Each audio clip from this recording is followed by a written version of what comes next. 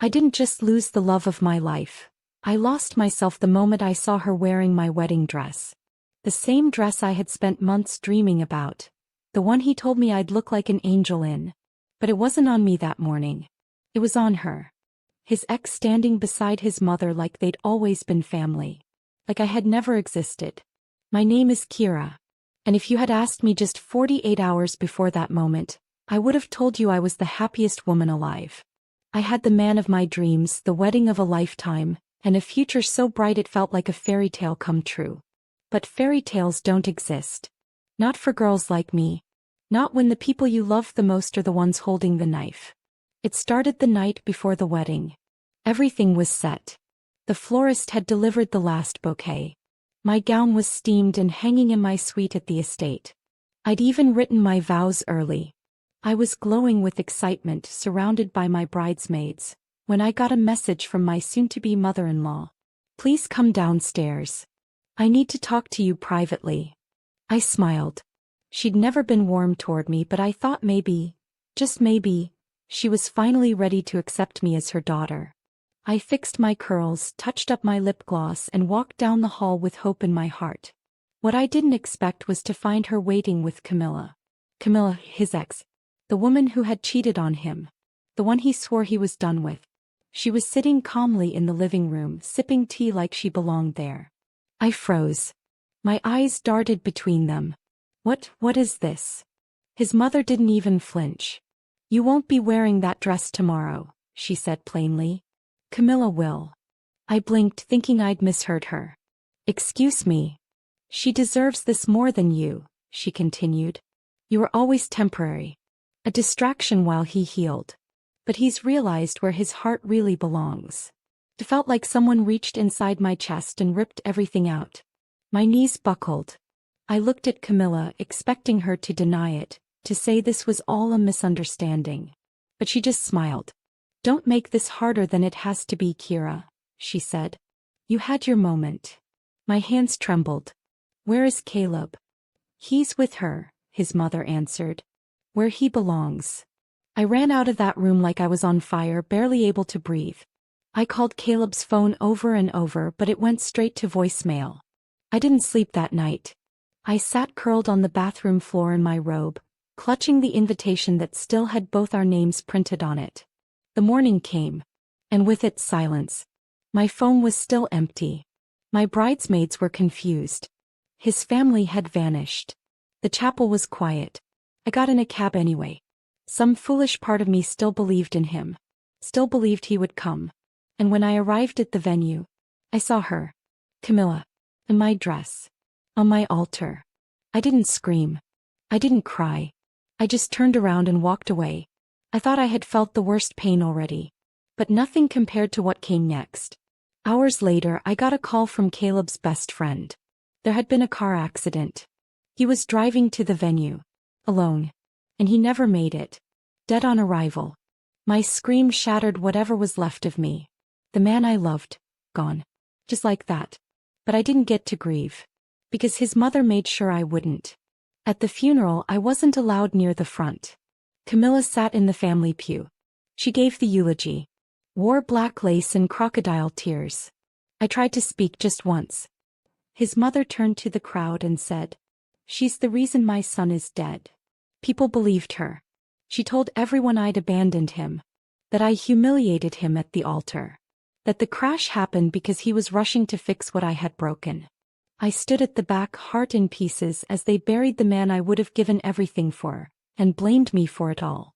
And in that moment, something inside me changed. They thought they had buried me with him. But I was still breathing. And one day they'd wish I wasn't. Grief doesn't announce itself politely. It tears through your soul like a wildfire, loud, uncontrollable, and cruel. But when everyone around you pretends you're the one holding the match, grief becomes something else. It becomes poison. After Caleb's funeral, the world didn't mourn with me. It turned on me. His family made sure of that. Every headline painted me as the villain.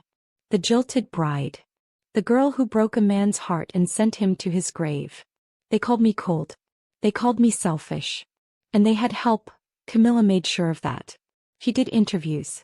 posed for photos with his grieving mother, told the world how Caleb had found his way back to her, only to lose his life in the process. They twisted the story until even people who knew me began to look at me sideways. My inbox flooded with hate. Strangers told me to disappear. Some told me I should have been in the car instead.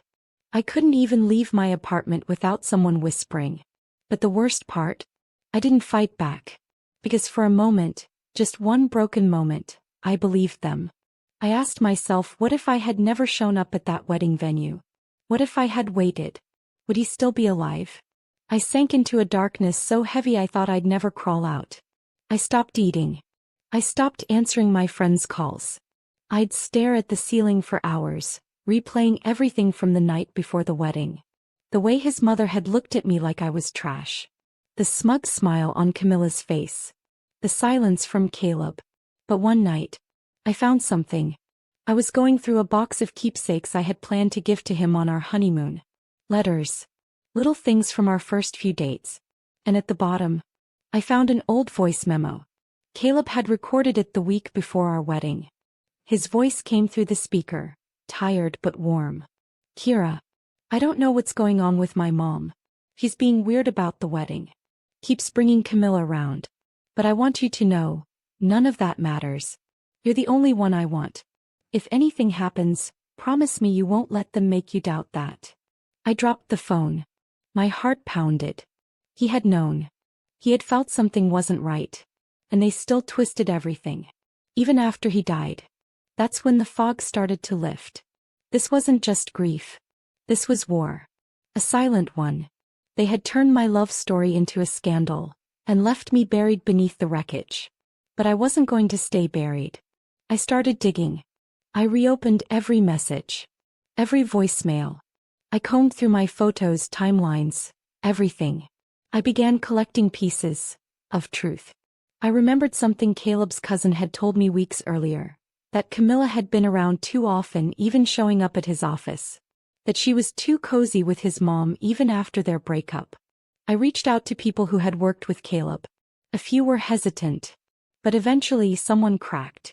A woman from his HR department agreed to meet me off the record. I shouldn't be telling you this, she whispered, eyes darting around the cafe. But Caleb had requested a transfer. He wanted out of the family company. Said he was tired of the manipulation. Manipulation. There it was again. I asked why he never left. She hesitated. Then slid me a copy of an internal memo. It was dated 3 days before the wedding. The subject line? Withdrawal of transfer request. But the signature? It wasn't Caleb's. It was his mother's. I stared at it, heart pounding. She'd forged it. She kept him trapped. And when he tried to get out, she orchestrated the one thing that would destroy both of us. And Camilla? She had been the pawn and the prize. They'd manipulated him. They'd isolated me. And when it all crumbled, they made sure I took the fall. That night I didn't cry. I didn't scream. I didn't break anything. I made a plan. I cleaned myself up. Cut my hair. Bought a new suit. Then I called a lawyer. If they wanted to bury me in lies, I'd rise with the truth. And I'd do it on my terms. The world had forgotten my name. They'd erased me from my own love story. But I was going to write the ending myself. And when I was done, they'd wish they never met me. Grief had hardened into something sharper now. Precise. I wasn't just surviving, I was documenting. Building. Every night I'd sit at my desk, sifting through files, emails, old text threads, social media posts.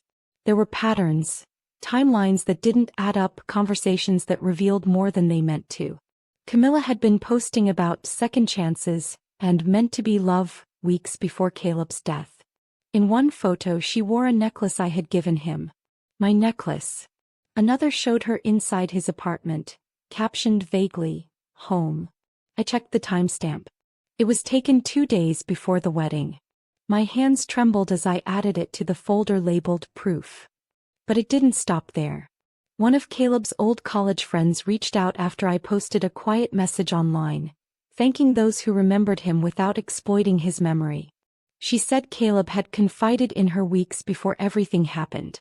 He was stressed, feeling pressured. Said his mother had become unbearable, dropping by unannounced, pushing him to reconsider his choices. That was the word he used, choices. He never told her exactly what he meant. But he mentioned a wedding. A decision he was scared to make. A lie he was being forced to live. And he wasn't talking about our wedding. He was talking about theirs. Camilla's. Clicked in my chest like a slow, cruel beat. They were trying to force him back to her. Trying to trap him in a past he had already walked away from. Maybe they believed I wasn't good enough. Maybe it was status. Familiarity. Control. Either way, the game was clear now. They stole my love. They killed his peace. And when it all burned down, they pointed to me and said, "She did it." I filed the evidence. Everything. I had it time-stamped, printed, backed up to multiple drives. Then I wrote a letter. Not to the press. Not to his family. Caleb. Dear Caleb. I'm sorry I didn't come home sooner that night. I'm sorry I didn't fight louder for you when they made me feel like I was the problem. You deserved better than what they gave you. We both did. But I promise you, your truth won't stay buried. Not as long as I breathe. When I folded the letter and placed it inside the box with our engagement photos, I made myself another promise. I wouldn't just clear my name. I would reclaim my power. That started with exposure. Quiet, calculated exposure. I sent anonymous tips to journalists. I uploaded screenshots to online forums where people dissected timelines and inconsistencies in viral stories. And slowly, very slowly, the narrative began to shift. People started asking questions. Commenting beneath Camilla's staged posts with things like, "Didn't he propose to Kira first?" Or, "Why are you wearing her dress?" Yes, her dress. Because someone from the bridal boutique reached out too.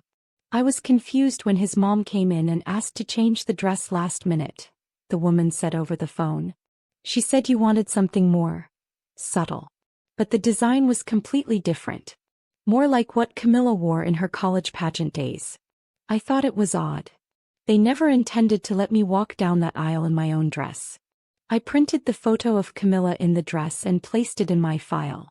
By now I had enough evidence to ruin them. To expose every sick manipulation. But I didn't want headlines. I didn't want pity. I wanted legacy. So I launched something of my own. A foundation in Caleb's name. I knew the board at his father's company wouldn't like it. I knew his mother would foam at the mouth the minute she saw my press release. But I did it anyway. The Caleb Hart Foundation. Dedicated to providing mental health resources and safe spaces for young professionals pressured by family expectations. I held the first gala in the same hotel they had booked for our wedding reception. And I invited everyone. His colleagues. My friends. Industry leaders. Journalists. Not his family. But they showed up anyway. Camilla arrived in all black like she was attending a funeral. His mother tried to speak to me in front of the cameras. I smiled. Walked away. The speech I gave that night made national headlines. I lost the love of my life to pressure, to expectations, to people who thought they knew what was best for him. But love doesn't suffocate. It doesn't manipulate. Love lets you breathe. And I'm here to make sure no one else has to suffocate in silence. The room erupted in applause. And for the first time in months I felt something that wasn't pain. I felt power. I felt peace. They tried to erase me from his story. Now his name lived on, because I chose to honor it the right way. And I wasn't done yet. The months that followed were a strange mix of triumph and grief. My days were filled with media requests, donor meetings, foundation events, all built around Caleb's name. And yet every night I still came home to silence. To an apartment filled with memories and unopened wedding gifts. Grief doesn't go away just because you win. But it changes when you stop letting it define you. Caleb's family stayed quiet after the gala, though I heard from a few insiders that his mother tried, unsuccessfully, to block our nonprofit from using his name. The board denied her request. Publicly, they wanted no association with the scandal. Privately, I knew they just wanted it all to disappear. Camilla tried a different tactic. Victimhood. She posted long, winding captions on Instagram about grief and losing the love of her life twice, pretending like she hadn't just worn my dress and called my fiancé her second chance. But the internet isn't kind to liars anymore. Comments piled up. Threads surfaced. TikToks went viral dissecting the twisted triangle they had tried to keep buried. And in every version of the story, one thing became clear. I had been wronged. I never needed to say it. They said it for me. So I didn't feed the drama. I kept my head down and let my work speak. The foundation expanded. We launched campus partnerships, hosted mental wellness workshops, funded startup grants for therapy apps. Every initiative carried Caleb's name, but it also carried mine. And that was important, because I refused to be the girl in the shadows anymore. Then one day something happened that felt like a full circle moment. I was invited to speak at a university where Caleb once gave a keynote. The same campus where we first met. I hadn't been back since. The walkways felt smaller now, but the memories loomed large. Him holding my hand between classes, surprising me with coffee during midterms, promising forever in whispers beneath autumn trees. But this time I wasn't there as anyone's plus one. I was the keynote. I stood on the stage he once commanded and told our story, not as a tragedy but as a cautionary tale and a battle cry. And in that audience sat girls who looked just like I did years ago. Naive, full of dreams, just one heartbreak away from crumbling. I saw them. I was them. And now I was something more. Later that evening, I received a message request on Instagram. From his sister. We hadn't spoken since the funeral. She wrote, I didn't know. I didn't want to believe any of it. But I've seen the proof now. I'm so sorry for what they did to you. It wasn't closure. But it was acknowledgement. And sometimes that's enough. The real closure came a few weeks later. I had just finished wrapping up a foundation video shoot when I was told someone was waiting for me in the lobby. I didn't expect it to be Camilla. She looked tired. Her perfect curls were limp. Her eyes swollen. The polished mask she always wore had cracked. I need to talk, she said. I didn't answer. Just gestured to the empty lounge nearby. She sat across from me like we were equals. We didn't mean for it to happen like that, she began. I loved him too, you know. I kept my expression neutral. He came back to me. Not because of pressure but because he wanted to. I tilted my head. So why the secrets? Why the dress? Her eyes dropped. It wasn't supposed to go that far. But your wedding was already planned. His mom said it would be easier if we just let you believe it.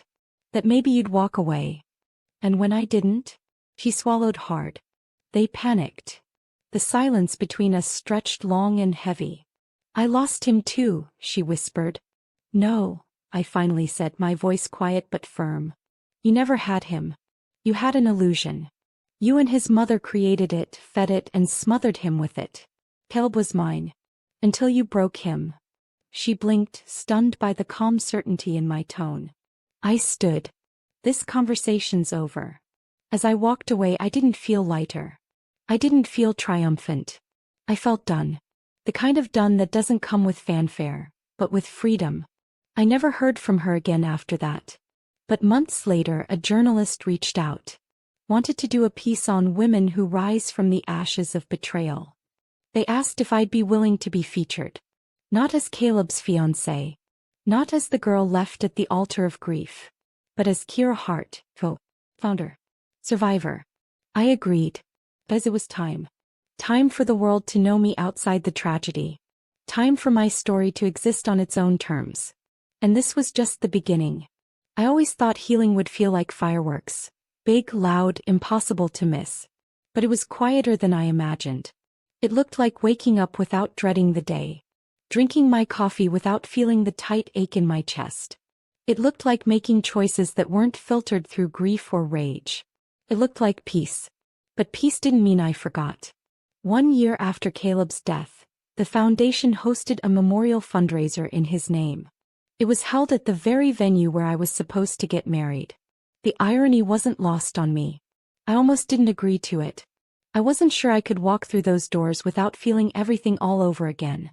The betrayal, the confusion, the heartbreak. But I did. In heels. With my head high.